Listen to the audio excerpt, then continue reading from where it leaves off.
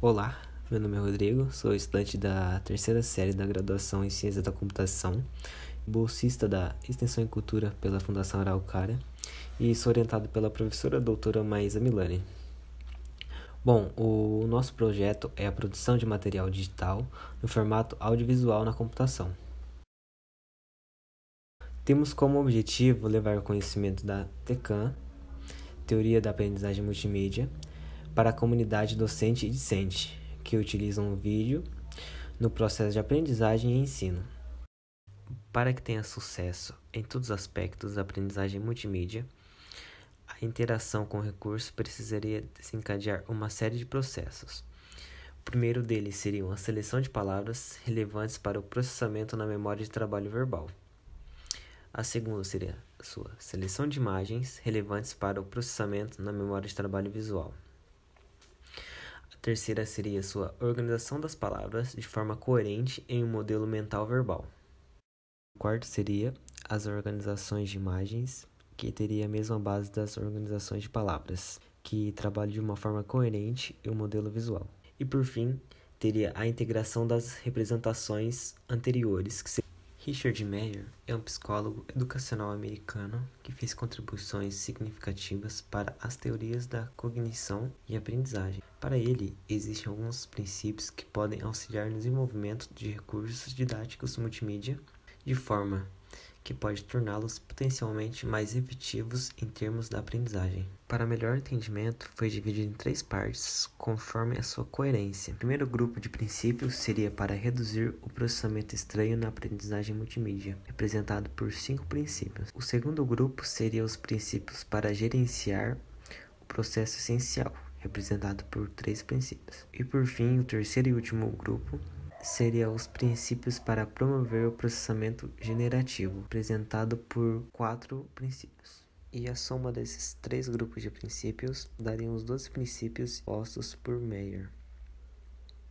O primeiro princípio é representado pelo da coerência, o segundo da sinalização, o terceiro da redundância, o quarto pela contiguidade espacial e, por fim, o primeiro grupo, que seria o quinto princípio, seria a contiguidade temporal. Agora, no segundo grupo, que seria o grupo dos princípios para gerenciar um processo essencial, ele é representado no princípio que seria da segmentação, do sétimo, que seria a pré-formação, do oitavo, que seria o princípio da modalidade, e assim encerrando o segundo grupo, que seria de gerenciamento. O terceiro e último grupo, representado pelos princípios de promover um processamento generativo, o nono princípio é da multimídia, o décimo da personalização, o 11º da voz e, por fim, e último princípio de todos os grupos, que seria o princípio da imagem. Agora, dando início às explicações sobre os princípios, iniciando pelo princípio da coerência. Nesse princípio, ele aborda a falta de necessidade de informações essenciais em um certo vídeo, exemplificando como citar uma trilha sonora em uma certa parte do vídeo, que não há necessidade, ou ter um excesso de luzes em momentos não necessários, ou também ter informações extras que fazem com que você não preste muita atenção. Bom, e seu foco seria basicamente ser simples e objetivo. Assim como nesse exemplo, a flor é algo desnecessário para a sinalização da camiseta, podendo atrapalhar a atenção do aluno. Com isso, se conclui que as informações extras fazem com que você não preste muita atenção nas quais que são realmente importantes. O segundo princípio, que seria da sinalização, ele aborda a necessidade de uma indicação, ou seja, sempre sinalizar o que deve ser destacado.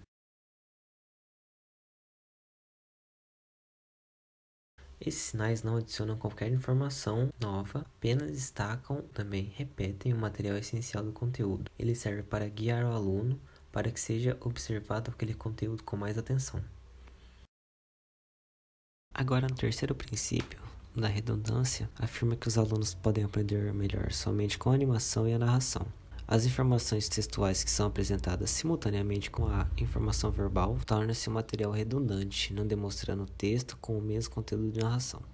Um bom exemplo aqui seria a falta de necessidade da utilização de legendas que poderiam atrapalhar a atenção do aluno. Com isso, ele perdendo o foco no conteúdo principal. O quarto princípio, que seria da contiguidade espacial, cita que as pessoas aprendem melhor quando as palavras e imagens correspondentes estão próximas em vez de distanciadas.